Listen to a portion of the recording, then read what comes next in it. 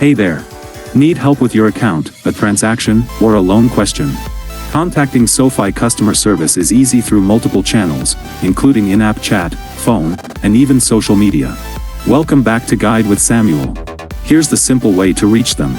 The fastest method is often the in-app chat. Open the SoFi app, go to your profile or the help section, and start a live chat with a representative. You can also call their general support line, found in the app under Contact Us, or on their website. For less urgent matters, you can email them or reach out via their official social media accounts on Twitter or Facebook. My crucial pro tip? Use in-app chat during business hours for complex issues.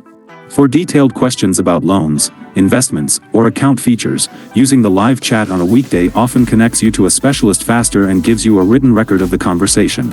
That's your roadmap to getting quick, helpful support whenever you need it. What's your preferred way to contact customer service? Phone, chat, or email? Let me know in the comments. For more guides on navigating support, subscribe. Thanks for watching. I'm Samuel, and I'll see you next time.